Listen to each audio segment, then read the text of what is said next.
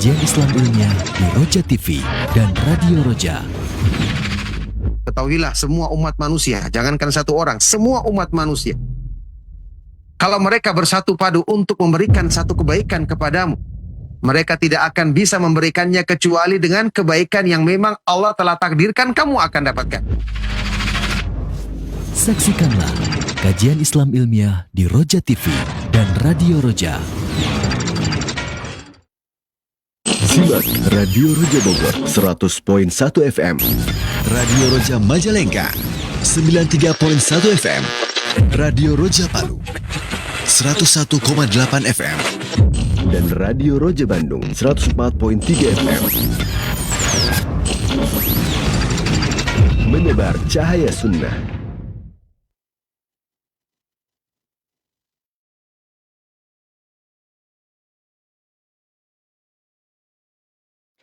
Assalamualaikum warahmatullahi wabarakatuh. Alhamdulillah wassalatu wassalamu ala rasulillah Nabiyina Muhammadin wa ala alihi wa sahbihi wa man walah. Asyhadu an la ilaha illallah wahdahu la syarika lah wa asyhadu anna Muhammadan abduhu wa rasuluh wa la nabiyya ba'dah wa ba'd. Ikhwatal Islam rahimani wa rahimakumullah, pendengar dan pemirsa TV Roja dimanapun saat ini Anda bisa menyimak siaran kami. Lisan kita senantiasa bersyukur seraya memuji kepada Allah atas segala nikmat dan karunia yang telah Allah limpahkan kepada kita semuanya, sehingga di kesempatan pagi yang berbahagia ini kita dapat berjumpa kembali guna mengikuti bimbingan serta pelajaran yang insya Allah akan disampaikan oleh guru kita Ustadz Abdullah Taslim M.A. Hafidhallahu Ta'ala, yang telah menyempatkan meluangkan waktunya di tengah-tengah kesibukan beliau di dalam berdakwah dan mengajar untuk melanjutkan kembali pembahasan kitab Fawaidul Fawaid, dan masih seputar dari lanjutan mengenai pembahasan surat Al-Qaf. Ikhwatal Islam, salawat dan salam semoga senantiasa terlimpahkan serta tercurahkan kepada Nabi kita Nabi Muhammad sallallahu alaihi wasallam, untuk keluarganya, untuk para sahabatnya, dan seluruh pengikutnya hingga akhir zaman nanti. Dan juga kami ingatkan, bagi Anda yang ingin bertanya seputar pembahasan ini nanti, silahkan bisa menghubungi nomor kami di nomor 021 823 6543. Juga Anda bisa kirimkan pertanyaan melalui pesan singkat WhatsApp di nomor tersebut. Baiklah, kita segera menyimak pelajaran serta bimbingan yang akan disampaikan oleh Ustadz Abdullah Taslim M.A. Hafidhallahu Ta'ala dari kota Kendari. Kami yang bertugas mengucapkan selamat menyimak dan mendengarkan. Falyatafadhal mashkuran ya Ustadz. Barakallahu fikum. Assalamualaikum warahmatullahi wabarakatuh. Innal hamdalillah nahmaduhu wa nasta'inuhu wa nastaghfiruh. Wa na'udzu billahi min syururi anfusina wa min sayyiati a'malina. May yahdihillahu fala mudilla lahu wa may yudlil fala hadiyalah. Wa asyhadu an la ilaha illallah wahdahu la syarika lah. Wa asyhadu anna Muhammadan abduhu wa rasuluh. Allahumma salli wa sallim wa barik ala nabiyyina Muhammadin wa ala alihi wa ashabihi wa man tabi'ahum bi ihsanin ila yaumiddin, amma ba'du. Alhamdulillah, ikhwatal Islam, ma'asyiral muslimin wal muslimat, ikhwan dan akhwat para pemerhati Roja TV dan Radio Roja dimanapun antum berada, barakallahu fikum. Ya, kemudian juga saya ingin menyapa para pendengar setia Radio Roja Kendari di frekuensi 95.1 FM, barakallahu fikum. Alhamdulillah, kita bersyukur kepada Allah Subhanahu wa Ta'ala atas semua limpahan nikmat dan karunia-Nya. Di pagi hari ini kita dipertemukan kembali dalam kajian membahas kitab yang sangat bermanfaat yang memuat tentang renungan ayat-ayat Al-Quran, hadis-hadis yang sahih dari Nabi Sallallahu Alaihi Wasallam, dan faedah-faedah lainnya yang berhubungan dengan kebaikan agama kita, yaitu pembahasan kitab Al-Fawaid, tulisan dari Al-Imam Abu Abdillah Syamsuddin Ibnu Qayyim al-Jauziyah rahimahullahu ta'ala. Ya, barakallahu fikum, kita masih melanjutkan pembahasan yang berhubungan dengan tadabbur, perenungan terhadap ayat-ayat di surat Qaf. Ya, surat yang sangat agung kandungannya, yang pantas untuk kita renungkan isinya. Di pembahasan atau di pertemuan yang lalu telah kita bahas beberapa ayat-ayat ya di awal-awal surat ini. Sekarang kita akan lanjutkan di firman Allah Subhanahu wa taala di selanjutnya ya, dari ayat yang ke-6 di surat Qaf dan ayat yang berikutnya. Allah Subhanahu wa taala berfirman di surat Qaf ayat yang ke-6, A'udzubillahi minasyaitonir rajim. Afalam yanzuru ila samai fawqahum kaifa banainaha wa zayyannaha wa ma laha min furuj wal arda madadnaha wa alqaina fiha rawasiya wa ambatna fiha min kulli zawjin bahij. Apakah mereka tidak melihat kepada penciptaan langit di atas mereka, bagaimana kami membangun langit itu dan kami hiasi, yakni dengan bintang-bintang yang bercahaya indah, dan sama sekali tidak ada cacat, tidak ada keretakan sedikit pun pada langit yang dibangun oleh Allah Subhanahu wa taala, yang diciptakan oleh Allah Subhanahu wa taala. Demikian pula bumi yang kami bentangkan, kami hamparkan, dan kami letakkan di atasnya gunung-gunung yang kuat. Ya, serta kami tumbuhkan di bumi ini dari berbagai macam jenis tumbuh-tumbuhan yang indah. Ini merupakan tabzirah, peringatan, pelajaran dan peringatan bagi setiap hamba yang selalu tunduk dan kembali kepada Allah Subhanahu wa taala.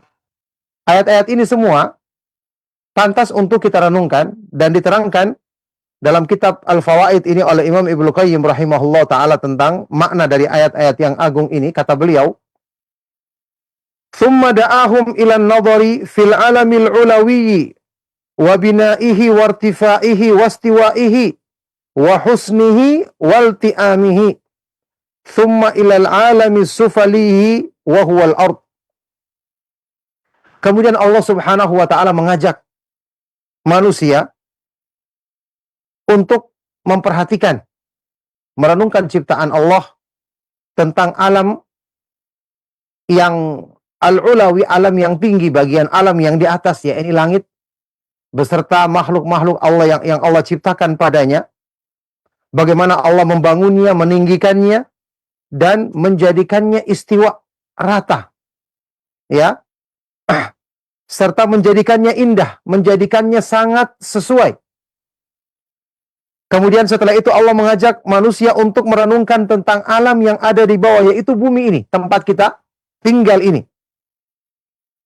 Wa kaifa basataha wa hayya'aha bil basti lima yuradu minha, dan bagaimana Allah membentangkan, menghamparkan bumi ini, mempersiapkannya sesuai dengan tujuan penciptaannya, yakni untuk menampung manusia tinggal di atasnya.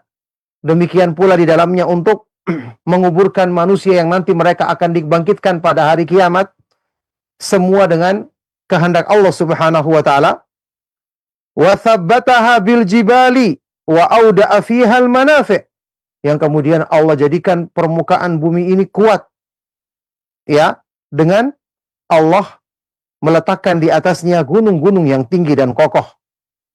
Dan Allah Subhanahu wa ta'ala jadikan padanya berbagai macam manfaat bagi manusia, bagi makhluk hidup. Wa anbata fiha min kulli sinfin hasanin min asnafin nabat.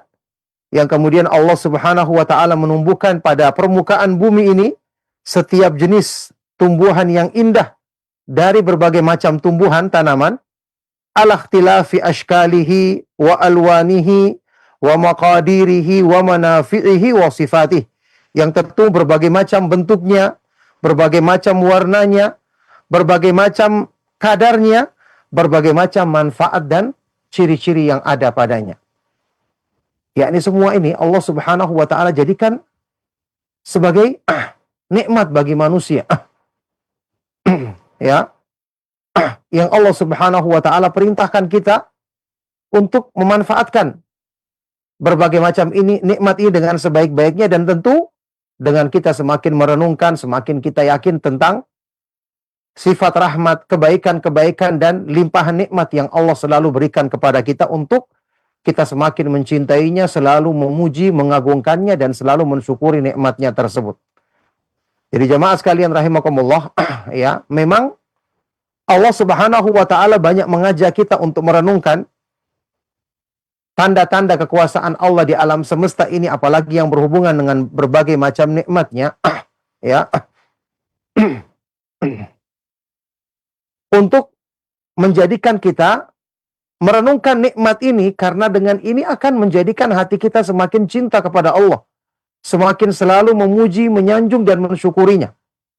Ya, fitrah manusia, dia akan mencintai pihak yang selalu berbuat baik, kebaikan, melakukan kebaikan kepadanya, selalu melimpahkan berbagai macam nikmat, berbagai macam hal-hal yang dibutuhkannya. Maka kalau nikmat ini tidak kita renungkan, ya akan berlalu begitu saja. Kita anggap ini akan datang dengan sendirinya. Kita lupa bahwa semua itu adalah karunia dan pemberian dari Allah Subhanahu wa taala. Fama bikum min ni'matin wa ma bikum min ni'matin faminallah. Maka nikmat apa saja yang ada padamu, maka itu dari Allah Subhanahu wa taala. Nah. Baik. Wa anna dzalika tabsiratun idza ta'ammalaha al-'abdul munibu wa tabassara biha. Dan ini semua merupakan pelajaran. Ya, jika seorang hamba yang selalu tunduk dan kembali kepada Allah, merenungkannya, memperhatikannya, dan mengambil pelajaran darinya. Yakni Allah Subhanahu wa taala melimpahkan berbagai macam kebaikan.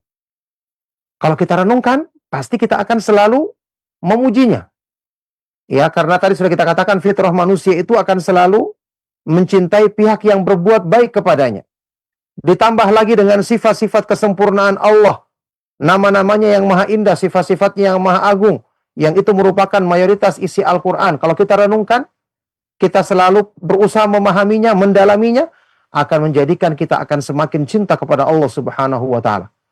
Makanya ini menunjukkan kepada kita, Allah Subhanahu wa taala memerintahkan kepada kita semua hal ini agar hati kita bisa kita arahkan kepada satu keyakinan yang menjadikannya tenang dan damai, yang dengan itu dia akan selalu tenang ketika beribadah kepada Allah, berzikir kepada Allah, yaitu hati kita selalu kita arahkan untuk merenungkan kebaikan-kebaikan yang Allah limpahkan, nikmat yang selalu Allah curahkan, berbagai macam karunia, berbagai macam nikmat dan kebaikan yang Allah Subhanahu wa taala selalu curahkan kepada kita. Ya, maka ini semua ajakan dari Allah Subhanahu wa taala untuk menjadikan kita selalu mencintai Allah Subhanahu wa taala dan selalu mensyukuri nikmatnya. Baik. Tadzakkara ma dallat alaihi mimma akhbarat bihi ar-rusulu alaihimus salatu wassalam minat tauhid wal ma'ad. Yang semua ini, kalau seorang hamba yang selalu tunduk dan kembali kepada Allah, memperhatikannya, merenungkannya, maka dia akan bisa mengambil pelajaran, peringatan tentang apa yang disampaikan oleh para Rasul alaihimus salatu wassalam berupa kewajiban mentauhidkan Allah, mengesakannya dalam beribadah, serta kewajiban untuk mengimani adanya hari kebangkitan, hari kiamat nanti. Ya, ini kalau kita renungkan alam semesta yang demikian besar dan indah, Allah yang ciptakan. Ya, maka dia yang maha kuasa untuk mematikan semua hambanya, makhluknya, dan bangkitkan mereka pada hari kiamat. Ya, Allah Subhanahu wa taala sebutkan di dalam ayat-ayat Al-Qur'an. Awalaisal ladzi khalaqas samawati wal ardi biqadirin ala ay yuhyiyal mauta. Ya, bala wa huwal khallaqul alim. Bukankah Allah Subhanahu wa taala yang menciptakan langit dan bumi, maha kuasa untuk menghidupkan orang-orang ketika setelah mati, menghidupkan makhluknya, menghidupkan hamba-hambanya setelah mereka mati? Ya, benar. Dia adalah Al-Khallaqul Alim, yang maha menciptakan lagi maha mengetahui.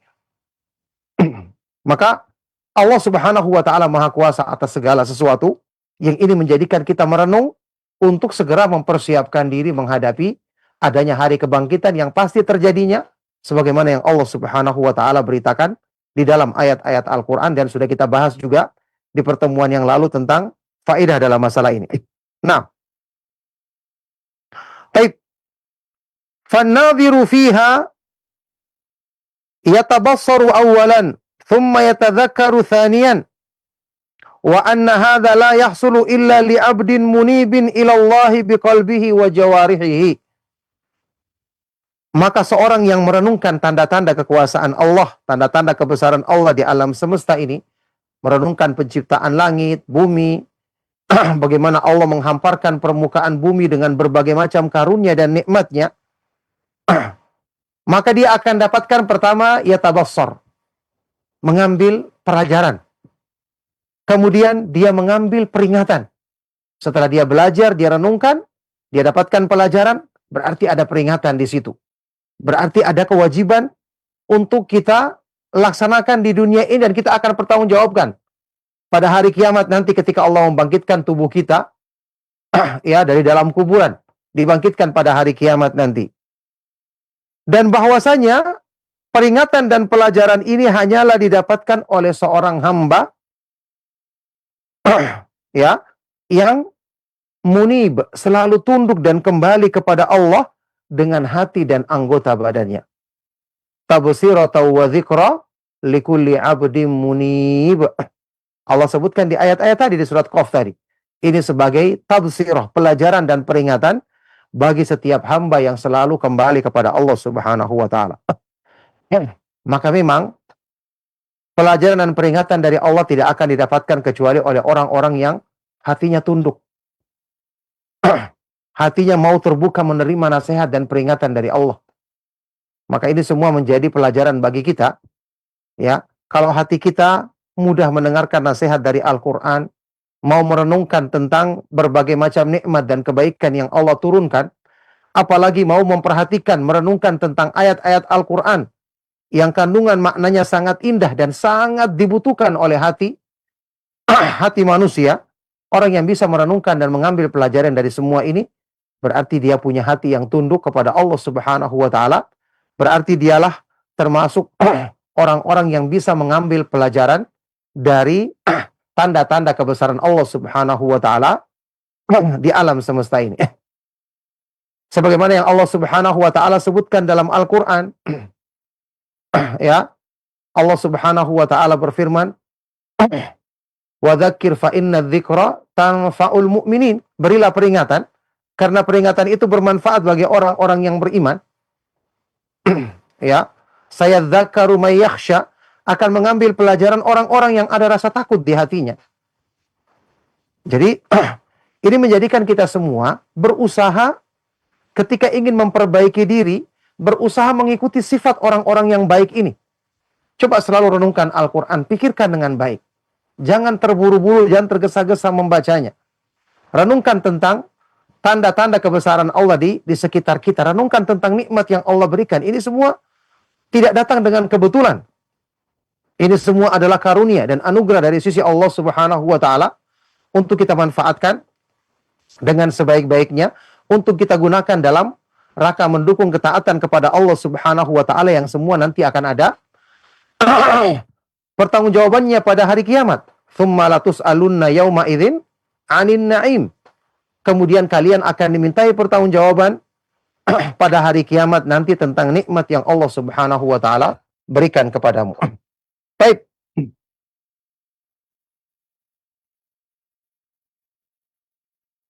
Jadi sekali lagi kata beliau, wa anna hadza la yahsulu illa li 'abdin munibin ila Allah biqalbihi wa jawarihi.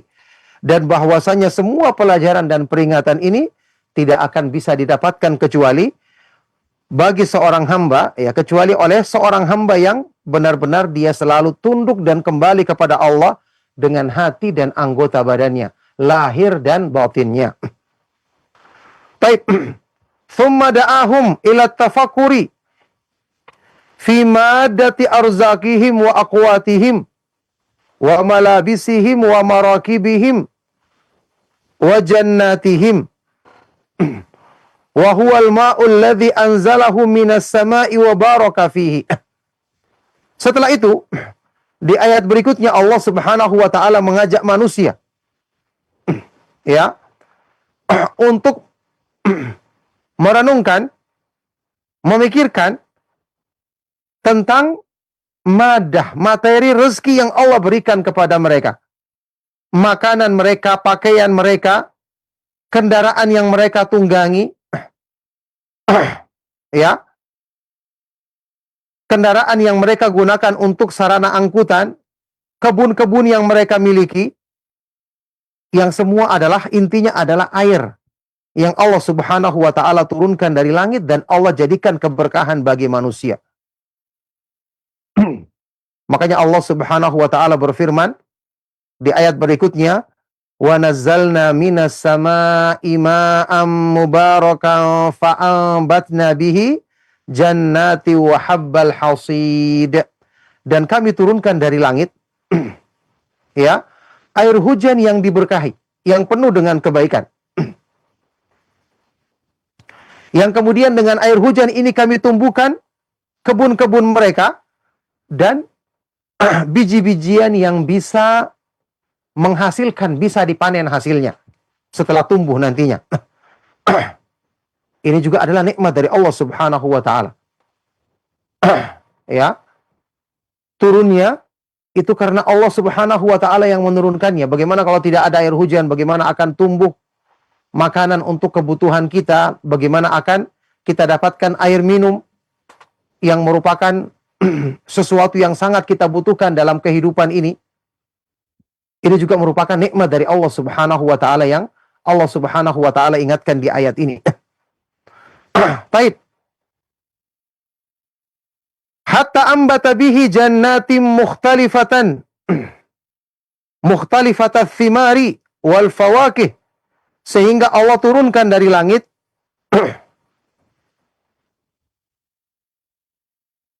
ya, Allah Subhanahu wa taala turunkan dari langit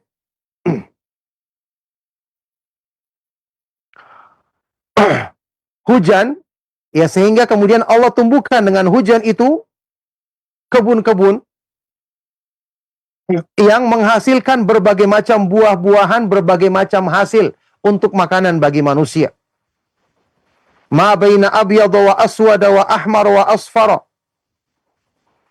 wa huwa hulwin wa hamid. Yang di antara buah-buahan itu ada yang warnanya putih, ada yang warnanya hitam, ada yang warnanya kemerahan, ada yang kuning, ada yang manis, ada yang kecut, ada yang asam. Wa bayyana dzalika ma ikhtilafi manabihi wa tanawu'i ajnasiha. Yang Allah Subhanahu wa taala jelaskan semua itu bersamaan dengan perbedaan manfaatnya ya, dan bermacam-macamnya jenisnya.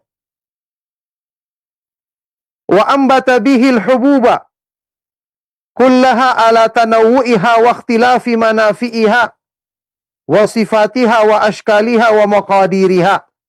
Kemudian Allah juga tumbuhkan berbagai macam benih, berbagai macam biji-bijian, semua ya, yang bermacam-macam, berbeda-beda manfaatnya, ciri-cirinya, bentuknya, dan kadarnya. Masya Allah, kita saksikan semua biji-bijian tersebut. Ada gandum, ada beras, ada jagung, ada yang lainnya. Yang semua memberikan manfaat yang berbeda-beda bagi manusia. Ini semua tidak kebetulan. Allah Subhanahu wa taala yang menciptakan untuk menyempurnakan nikmatnya bagi manusia dalam urusan dunia mereka. Thumma afrodan nakhla lima fihi min mawdi'il ibrati wa dalalati allati la takhfa alal muta'ammil. Setelah itu Allah Subhanahu wa taala sebutkan ya secara khusus, secara tersendiri pohon kurma. Allah Subhanahu wa taala setelah menyebutkan ya bahwa dia menumbuhkan dengan air hujan kebun-kebun dan biji-bijian yang bisa dipanen. Lantas setelah itu Allah berfirman, wan nakhla basiqatil laha tal'un nadid. Dan pohon kurma yang tinggi, yang kokoh, yang memiliki tal'un nadid, ya, yang memiliki tandan atau mayang yang bersusun-susun saking banyaknya buahnya. Kenapa disendirikan penyebutan pohon kurma? Ya, karena pohon kurma ini memiliki pelajaran dan perenungan yang sangat agung bagi orang yang merenungkan dan memikirkannya. Makanya pohon kurma ini banyak disebutkan di dalam Al-Quran dengan perumpamaan-perumpamaan yang indah seperti ketika Allah Subhanahu wa Ta'ala membuat perumpamaan tentang pohon iman di hati. Di surat Ibrahim alaihissalatu wassalam, alam taro kaifa daraballahu mathalan kalimatan tayyibatan kasyajaratin tayyibatin asluha thabitu wa far'uha fis sama' tu'ti ukulaha kulla hinin biidni rabbiha. Tidakkah kamu melihat bagaimana Allah Subhanahu wa Ta'ala membuat perumpamaan kalimat yang baik, yakni kalimat tauhid, kalimat ikhlas, kalimat cinta kepada Allah dan Rasulnya, seperti pohon yang baik, yang ciri-cirinya akarnya menancap kuat di dalam tanah, cabang dan rantingnya menjulang ke langit, tumbuh ke atas, ke arah langit, dan pohon ini mengeluarkan buah-buahnya yang manis setiap saat dengan izin Allah. Kata para ulama, ini maksudnya adalah pohon kurma. Ya, karena pohon kurma ini punya hal yang agung yang pantas untuk menjadi perenungan. Ya, kata beliau, ini pohon ini memiliki maudhi'ul ibrah, memiliki perenungan dan pelajaran yang tidak samar bagi orang-orang yang memperhatikannya. Ya, fa ahya bihil arda ba'da mautiha, yang kemudian disebutkan di sini rizqan lil ibad di ayat berikutnya. Ini sebagai rezeki bagi hamba-hamba, bagi manusia. Wa ahyayna bihi baldatan maita kadzalikal khuruj, yang kemudian dengan itu kami hidupkan ya, negeri yang tadinya mati, maka demikian pula kalian nanti akan dikeluarkan, dibangkitkan pada hari kiamat. Fa ahya bihil arda ba'da mautiha, maka dengan itu, dengan adanya hujan ini, Allah Subhanahu wa Ta'ala hidupkan permukaan bumi ini setelah sebelumnya permukaan bumi ini mati. Ya. Ini perenungan. Allah ingatkan di akhir ayat ini, di ayat berikutnya tadi di surat Qaf, di ayat ke-11 di bagian akhir, kadzalikal khuruj, demikianlah kalian nanti akan keluar. Ya. Yakni kalian akan dibangkitkan pada hari kiamat seperti itu. Kata Imam Ibnu Qayyim, kadzalikal khuruj, kemudian Allah berfirman, demikianlah kalian dikeluarkan mislu hadzal ikhraj minal ardil fawakiha wathimara wal aqwata wal hubub, sebagaimana ketika Allah mengeluarkan dari bumi ini, menumbuhkan berbagai macam buah-buahan, tumbuh-tumbuhan, makanan serta biji-bijian, seperti itulah khurujukum minal ardi ba'da ma ghayyibtum fiha, demikianlah kalian nanti pada hari kiamat dibangkitkan dari permukaan, dari dalam bumi ini, setelah kalian dikuburkan, ditanam di dalamnya. Allah Maha Kuasa atas segala sesuatu. Kalian bisa lihat pelajarannya, bagaimana bumi yang menumbuhkan tumbuh-tumbuhan, buah-buahan, bagaimana biji yang tadinya tertanam kemudian keluar ya, di atas permukaan bumi dan mengeluarkan, menghasilkan bahan makanan. Seperti itulah kalian akan dibangkitkan pada hari kiamat, dikeluarkan dari kuburanmu pada hari kiamat nanti. Wa qad dzakarna hadza al-qiyasa wa amthaluhu min al-maqayisil waqi'ati fil Qur'ani fi kitabina al-ma'alim. Wa bayyana ba'dha ma fiha min al-asrari wal ibar, yang kami telah sebutkan ya, bentuk analogi seperti ini dan yang semisalnya dari bentuk permisalan-permisalan atau analogi yang disebutkan dalam Al-Qur'an. Kami sebutkan semua ini dalam kitab yang kami tulis yang berjudul Al-Ma'alim, yaitu kitab I'lamul Muwaqqi'in, an Rabbil Alamin, tulisan Imam Ibnu Qayyim rahimahullah ta'ala. Dan kami jelaskan dalam kitab itu, ya, beberapa hal yang berhubungan dengan rahasia, hikmah-hikmah dan pelajaran-pelajaran yang bisa kita ambil dari permisalan-permisalan atau analogi-analogi yang disebutkan dalam ayat-ayat Al-Quran ini. Jadi ini semua, Masya Allah ya, merupakan perenungan yang sangat berharga bahwa ayat-ayat seperti ini ternyata memang memiliki kandungan yang sangat indah, yang sangat agung. Makanya surat Qaf ini surat yang agung yang kita pernah ketahui juga disebutkan dalam riwayat yang sahih. Nabi SAW pernah menyampaikan dalam khutbah Jumat pembahasan tentang surat Qaf ini. Berarti surat ini memang memiliki kandungan dan perenungan yang sangat indah di dalamnya untuk tentu saja menguatkan dan menambah keimanan kita kepada Allah Subhanahu wa taala, menjadikan kita semakin mencintainya, selalu memuji dan mensyukuri nikmatnya, serta selalu mempersiapkan diri menghadapi hari perhitungan, hari kebangkitan, hari kita mempertanggungjawabkan amal-amal kita di hadapan Allah Subhanahu wa taala. Baik, barakallahu fikum. Semoga apa yang kita bahas dan kita kaji di kesempatan pagi hari ini memberikan faedah dan manfaat untuk kebaikan keimanan kita, untuk menambah kebaikan kita dalam rangka mempersiapkan diri menghadap Allah Subhanahu wa taala pada hari kiamat nanti.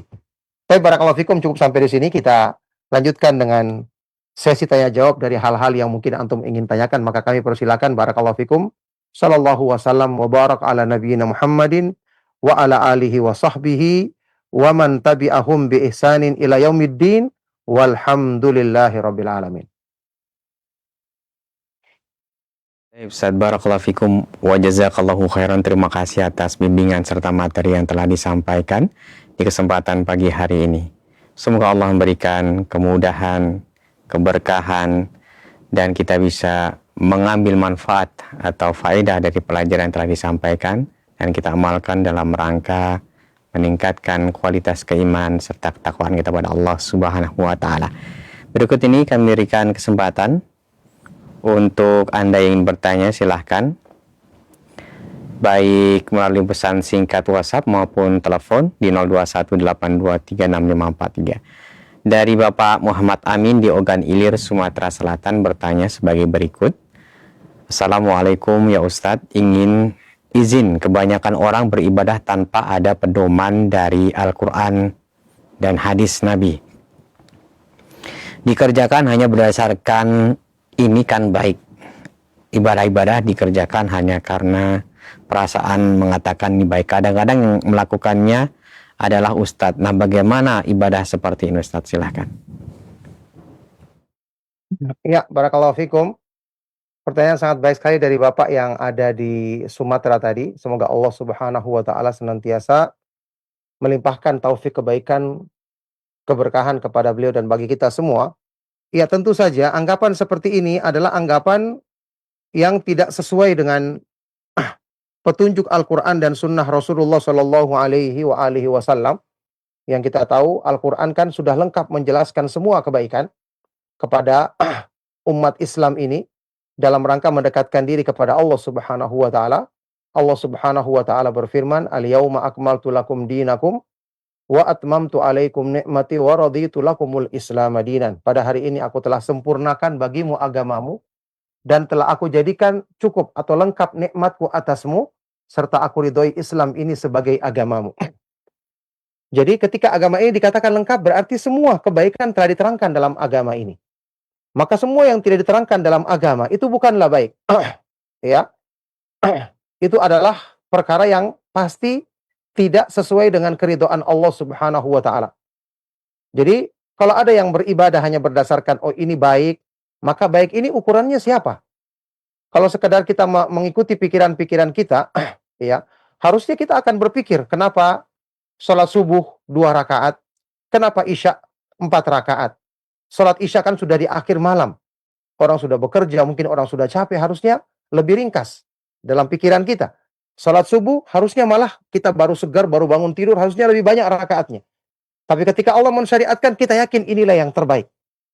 Ya, sholat subuh 2 rakaat ini sesuai, kemudian sholat isya 4 rakaat, sholat maghrib 3 rakaat, inilah yang terbaik.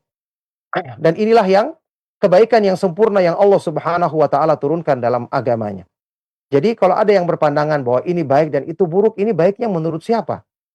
Kita katakan dan yakini kebaikan itu, kalau seandainya itu benar-benar baik, pasti Allah turunkan di dalam Al-Quran dan di dalam hadits-hadits Rasulullah Shallallahu Alaihi Wasallam. Karena dalam agama ini semua kebaikan telah lengkap dan sempurna, tinggal kita mengikutinya, tinggal kita mengerjakannya. Ya, makanya dalam hadis yang sahih yang diriwayatkan oleh Imam At-Tabrani dalam Al-Mu'jamul Kabir dari sahabat Abu Dzar Al-Ghifari radhiyallahu taala anhu, Rasulullah Shallallahu alaihi wasallam bersabda, "Ma baqiya syai'un yuqarribukum minal jannati wa yubaidukum minan nari illa wa qad buyyina lakum." Tidak tersisa sedikit pun dari hal-hal yang bisa mendekatkanmu ke surga dan menjauhkanmu dari neraka kecuali semuanya telah dijelaskan kepadamu. Jadi semua kebaikan telah dijelaskan dalam Islam, berarti yang tidak diterangkan dalam Islam itu bukanlah kebaikan meskipun dianggap baik oleh kebanyakan manusia. Oleh karena itu sahabat Abdullah bin Mas'ud radhiyallahu taala anhu mengatakan, kullu bid'atin dhalalatun wa in ra'ahan nasu hasanah. Semua yang diadakan oleh manusia itu adalah sesat meskipun dianggap baik oleh manusia. Barakallahu fikum. Nah. Barakallahu Ustaz, terima kasih atas jawaban dan nasihat yang sangat bermanfaat, khususnya untuk yang bertanya dan kita yang menyimak pada kesempatan pagi hari ini. Berikut kami akan berikan kesempatan bagi Anda yang ingin bertanya via telepon. Kami akan coba mengangkat telepon yang telah masuk di 0218236543. Silahkan. Halo. Assalamualaikum. Waalaikumsalam warahmatullahi wabarakatuh. Dengan Bapak siapa di mana? Mohon maaf. Ya, saya dengan Pak Yusran lagi berkendara nih, Pak Ustaz. Iya Pak Yusran, hati-hati di perjalanan, sedang berkendara. Silahkan. Terima kasih. Ini Pak Ustaz, saya mau pertanyakan. Dalam tadi bahasan Pak Ustaz itu ada surat Qaf, ya. Itu apakah ada misalnya dibaca itu di sholat atau di dalam sholat atau di waktu-waktu tertentu, itu satu Pak Ustaz. Yang kedua, ini dua dari tema tidak apa-apa ya Pak Ustaz? Iya, gimana Bapak pertanyaannya? Yang kedua itu Pak Ustaz, ini mau tanya, di dekat di musala dekat rumah itu kan untuk sholat qabliyah subuhnya kan waktunya itu dari habis sholat adzan, ya, terus ke qomat itu ya kisaran hanya 10 menit Pak Ustaz. Apakah misalnya nih kita terlambat sholat qabliyah subuh, apakah bisa setelah jamaah subuh kita laksanakan salat sunnah fajar setelah salat subuh jamaah di rumah dilaksanakannya? Ya. Intinya pertanyaannya pertama, apakah ada fadilah khusus dalam membaca surat Qaf dalam sholat atau dalam bacaan apapun yang bermanfaat untuk kita. Yang kedua adalah bagaimana cara kita mengerjakan sholat sebelum sholat subuh 2 rakaat, di mana di tempat saya itu karena cepat antara adzan dan qomat itu ya Pak ya. Iya, betul, silakan Ustaz. Ya. Makasih ya Ustaz. Ya. Waalaikumsalam warahmatullahi wabarakatuh. Silakan Ustaz. Sangat baik dari Pak Yusron tadi ya. Barakallahu fiik. Semoga Allah Subhanahu wa taala senantiasa melimpahkan taufik kebaikan bagi beliau dan bagi kita semua. Untuk bacaan surat Qaf ini di salat-salat tertentu, di waktu tertentu yang saya tidak mengetahui ada hadis yang menyebutkan masalah itu. Yang jelas ini adalah ayat Al-Quran yang tadi kita sebutkan Nabi SAW pernah mengulasnya secara khusus di dalam khutbah Jumat. Ya, tidak ada bacaan waktu khusus ya. Yang jelas kita baca sebagai ayat Al-Quran yang tentu kita bisa baca di sholat malam kita, di sholat-sholat sunnah kita, ataupun sholat yang wajib. Misalnya di sholat subuh kita bisa membaca, karena bacaan Nabi SAW di sholat subuh kan bacaannya panjang. Ya, bisa kita baca ayat ini untuk kita bisa renungkan, demikian pula jamaah yang berjamaah dalam sholat tersebut. Baik. Itu yang pertama. Yang kedua, pertama ya tentu saja sepantasnya sholat sunnah antara adzan dan iqamah ketika sholat fajar itu agak panjang. Karena disebutkan di dalam riwayat yang sahih ketika Bilal mengumandangkan adzan, masuknya waktu fajar, kan itu Nabi SAW salat dulu di rumah 2 rakaat. Kemudian disebutkan beliau yattaji'u ala shikkihil aiman, berbaring di atas lambung kanannya. Itu sunnah. Ya, bahkan disebutkan dalam bentuk anjuran atau perintah di dalam sebuah hadis yang sahih. Bagi orang yang sudah salat 2 rakaat sunnah sebelum subuh, dia berbaring di atas rusuk kanannya atau lambung kanannya. Berarti kan ini butuh waktu.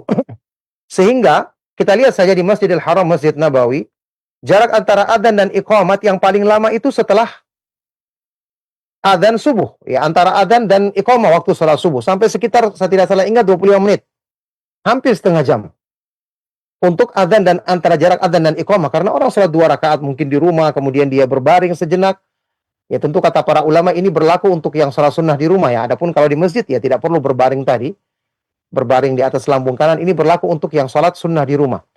Yang jelas ini waktunya agak lama. Setelah Nabi SAW berbaring, baru kemudian Bilal sebelum dikumandangkan qomat, beliau panggil Nabi SAW di rumah memberitahu bahwa sebentar lagi qomat dikumandangkan. Jadi harusnya waktunya agak lama. Jadi bisa kita anjurkan kepada pengurus masjid, sampaikan tentang kalau kita ingin ikuti Masjidil Haram, Masjid Nabawi seperti ini, memberi kesempatan. Orang yang bangun sholat subuh itu kan banyak kemungkinan yang dilakukannya sebelum melaksanakan sholat. Mungkin jelas dia baru bangun tidur, dia butuh ke toilet dulu mungkin untuk buang hajat, atau kadang-kadang ada yang mungkin butuh mandi. Ya, ada hal-hal yang butuh waktu lama untuk dilakukan karena ini waktu orang tidur misalnya. Ya, kalaupun juga dia misalnya sudah terbangun sebelumnya, maka tetap dia mungkin butuh untuk menunaikan hajatnya di kamar mandi. Ala kulli hal, sampaikan kepada pengurus masjid seperti itu. Kemudian tadi kalau ternyata kita pun terlambat untuk menunaikannya karena di lingkungan kita waktu yang sangat cepat, tadi kita katakan, kita nasihati pengurus masjid. Kalaupun terlambat maka boleh diqadha setelah selesai sholat subuh, bisa kita laksanakan langsung 2 rakaat atau kita tunda sampai matahari terbit dan tinggi di waktu duha. Bisa kita qadha salat sunnah subuh 2 rakaat seperti yang disebutkan di dalam beberapa riwayat yang sahih. Tetapi juga ini ya tentu berlaku bagi orang yang rutin melakukan sholat sunnah tersebut. Dan ya tentu jangan terus menerus. Kalau sampai kita tidak bisa menasihati pengurus masjid, kita usahakan sudah siap. Ketika adzan subuh dikumandangkan, kita segera datang ke masjid agar kita bisa laksanakan sholat 2 rakaat. Ya 10 menit kan juga masih ada waktu. Ya, yang terbaik adalah kita nasihati pengurus masjid atau imam tersebut agar memperlama sedikit. Kalau tidak ya kita siap-siap. Kita datang ke masjid lebih awal, kemudian bisa laksanakan sholat sunnah 2 rakaat.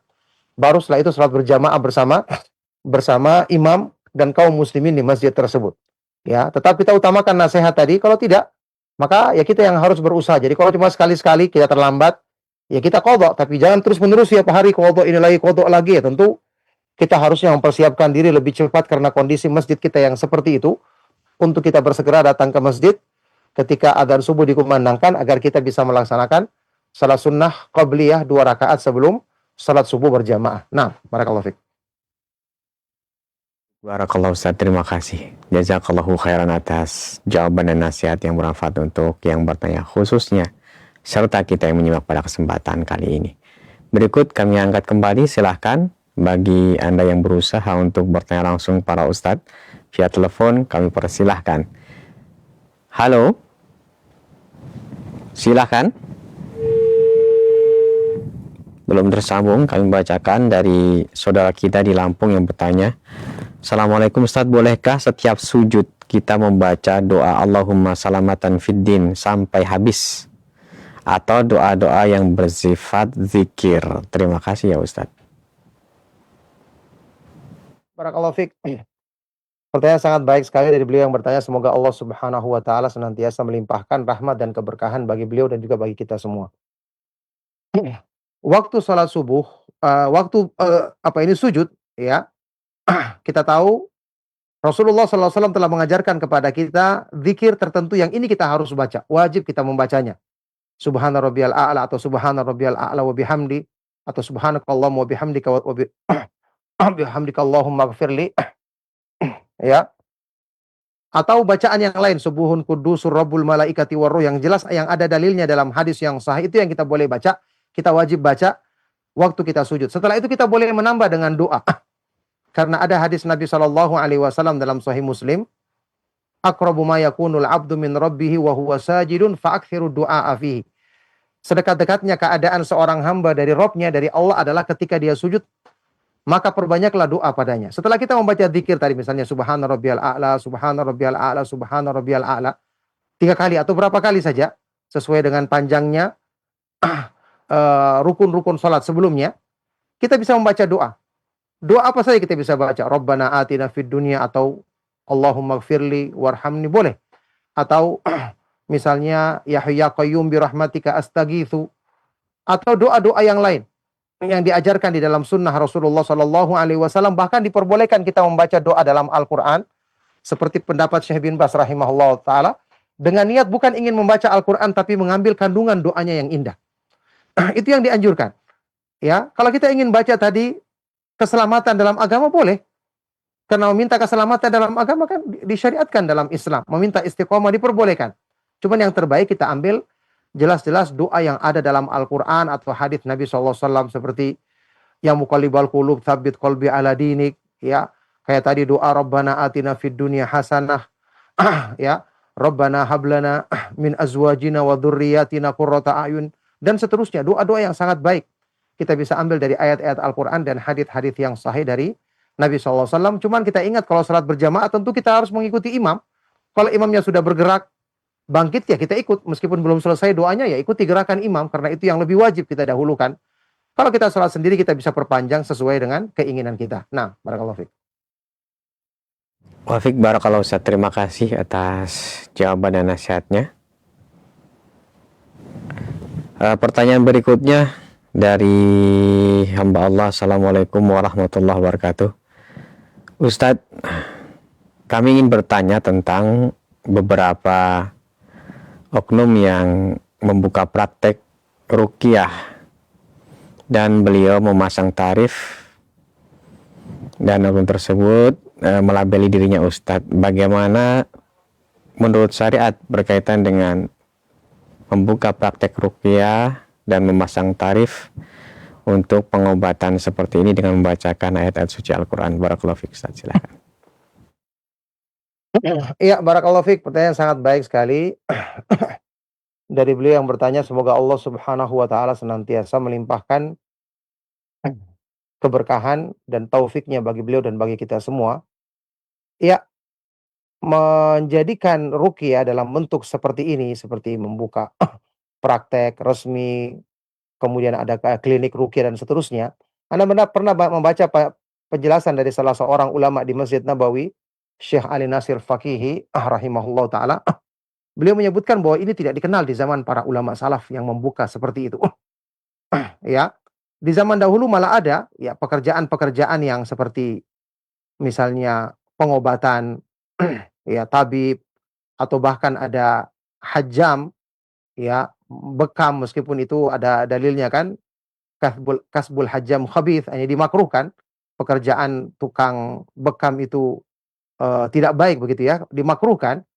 Tapi ini ada di zaman tersebut dan sebagian ulama ikut melakukan, ya ikut datang dan mengambil pengobatan dengan cara seperti itu. Adapun kalau ruqyah tidak ada. Ya, ini tidak ada disebutkan ada para ulama salaf menyelenggarakan yang demikian, yang menunjukkan ini bukanlah sesuatu yang dilakukan di kalangan mereka, apalagi dengan bentuk seperti tadi memasang tarif dan seterusnya. Karena kata para ulama yang namanya ruqyah itu bisa dilakukan oleh siapa saja, tidak orang tertentu. Yang penting dia bisa membaca Al-Quran dengan baik dan tentu dia punya pemahaman tauhid, mengerti masalah tauhid, dan ini dilakukan oleh kaum muslimin yang apalagi yang kenal kajian, yang paham, pernah belajar akidah yang benar, maka itu cukup untuk melakukannya. Tidak perlu dengan orang tertentu.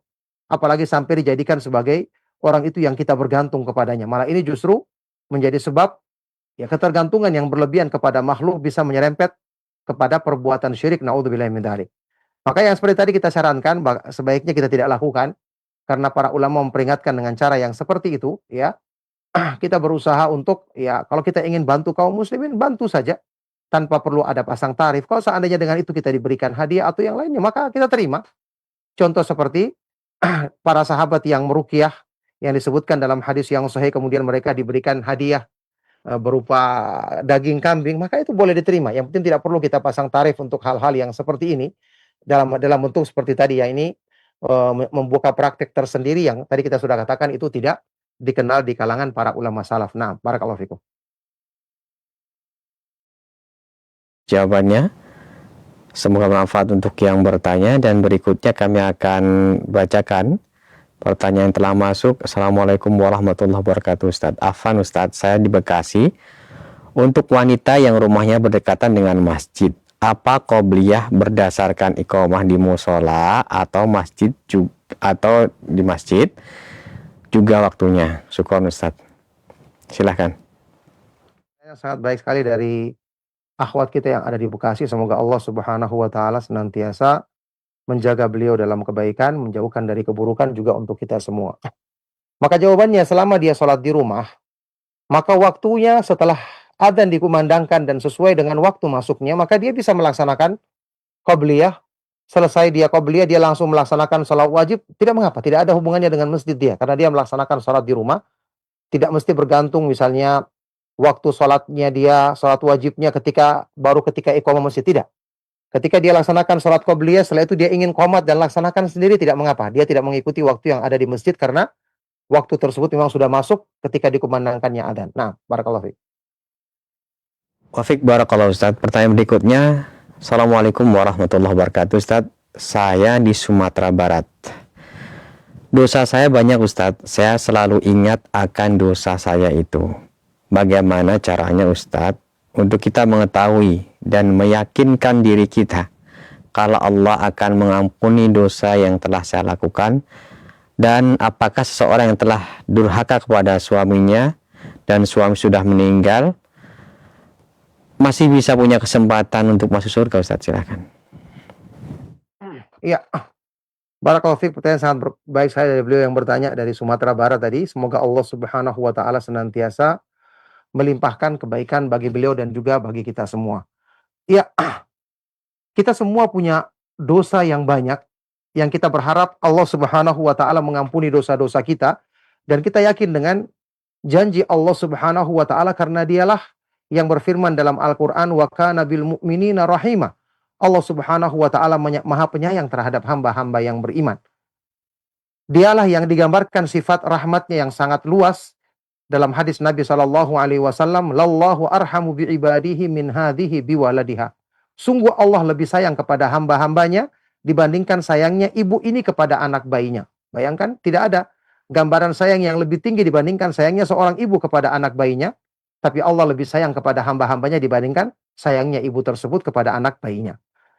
Baik. Jadi pertama, kita tahu kita banyak dosa, maka kita banyak mohon ampun kepada Allah.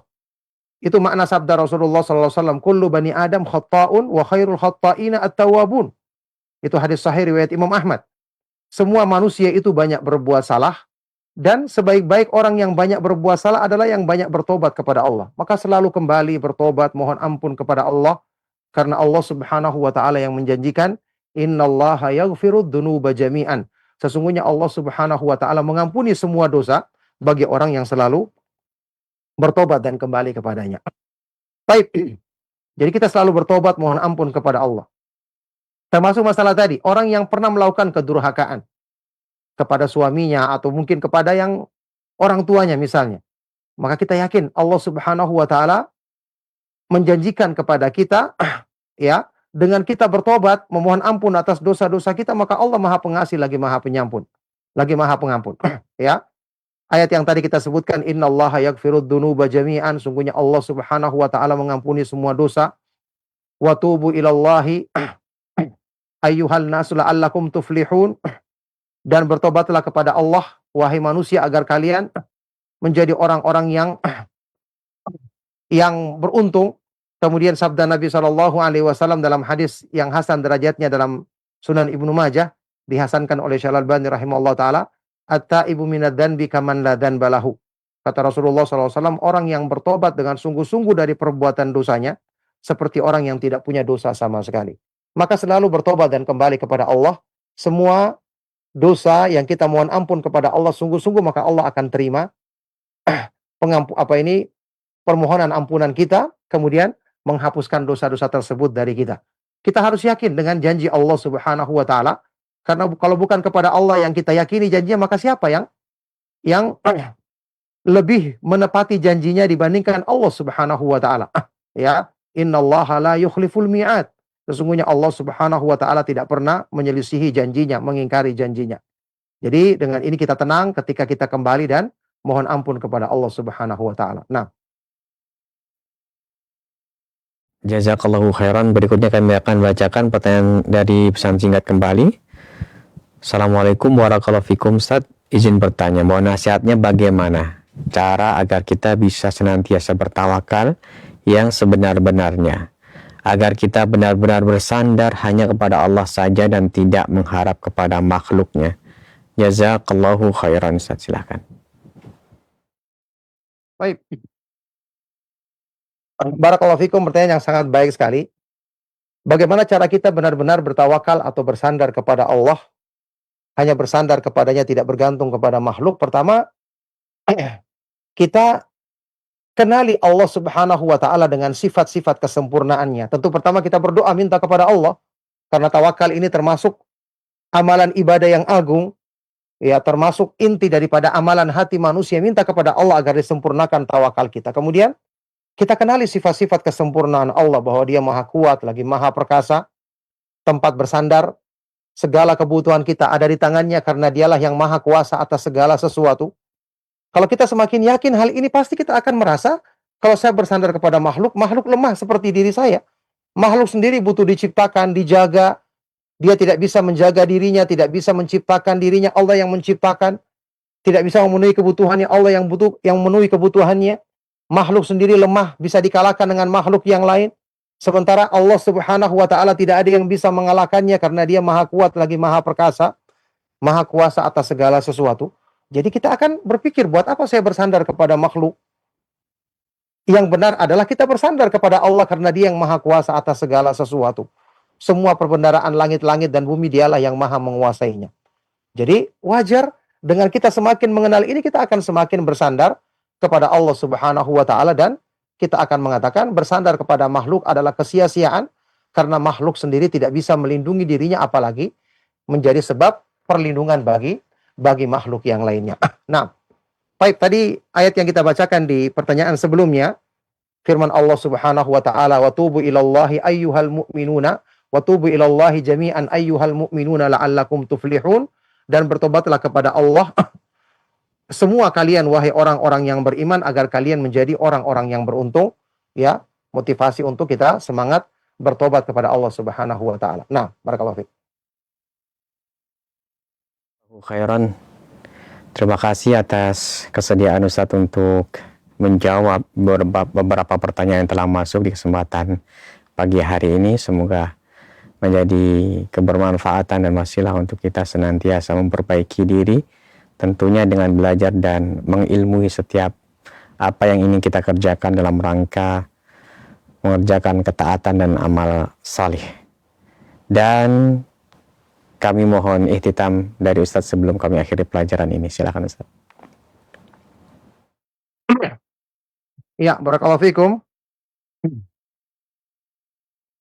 Dari pembahasan yang tadi kita sebutkan dalam kajian kita merenungkan beberapa ayat-ayat di surat Qaf, kembali kita dapatkan pelajaran dari pentingnya merenungkan ciptaan Allah, merenungkan berbagai macam nikmat, kebaikan dan limpahan karunia yang Allah Subhanahu wa taala berikan kepada kita.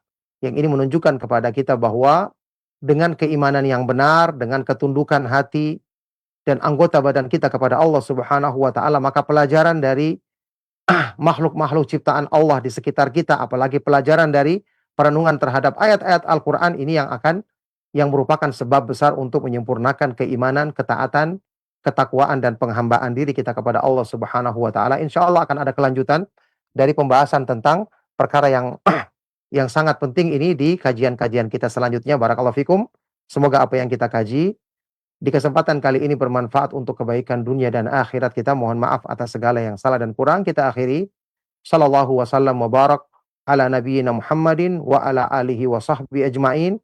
Wa akhiru da'wana anilhamdulillahi rabbil alamin. Wassalamualaikum warahmatullahi wabarakatuh. Waalaikumsalam warahmatullahi wabarakatuh. Jazakallahu khairan wa barakallahu fikum. Terima kasih kepada Ustadz Abdullah Taslim MA hafizallahu ta'ala, dan rekan-rekan kami yang ada di kota Kendari, serta beberapa kru yang ada di studio Roja 2 yang turut serta membantu untuk mewujudkan dan terselenggaranya kajian Fawaidul Fawaid kesempatan kali ini. Semoga Allah Subhanahu wa taala senantiasa melimpahkan taufik, rahmat, keberkahan dan kemudahan untuk kita semuanya, khususnya dalam rangka kita membekali diri dengan ilmu yang bermanfaat. Ikhwatal Islam rahimani wa rahimakumullah. Terima kasih atas kesediaan antum semuanya menyimak dari awal hingga akhir pelajaran ini. Insya Allah kita akan bertemu kembali di lain kesempatan. Kami yang bertugas mohon pamit undur diri. Subhanakallahumma bihamdika asyhadu an la ilaha illa anta astaghfiruka wa atubu ilaik. Wassalamualaikum warahmatullahi wabarakatuh.